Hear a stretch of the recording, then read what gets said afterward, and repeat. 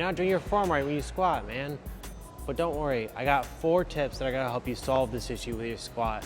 When you first approach the bar, position your hands at about as close as you possibly can to your body so that when you go under it, your elbows are at about a 90-degree angle from your hands.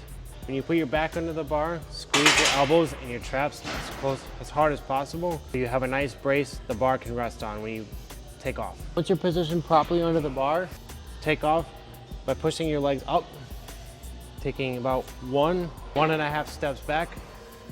I have these plates under me so that I keep a slight elevation under my feet. You want to have about 1/2 inch of elevation so you can properly get the depth of the squat you need to push off when you're down. Third thing first, before I go down, I slightly throw my hips back a little bit, very slightly. And once you're ready, before I go down, I always look up so I can keep my chest up at all times. Keep the slight bend. Then once you go down, take a deep breath, stabilize your core.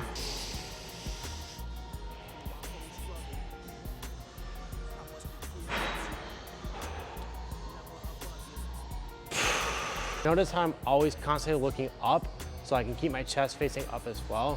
You don't want to look down because that causes you to bend backwards. It can mess up your back or your knees. Secondly, I always keep a good tempo on the bar to move at like a slow pace when I'm going down or back up. 3 more tips I'm going to give you to perfect your squat you should notice as well from this video.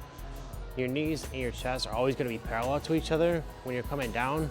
Your knees, when you're down, should always be right above your toes.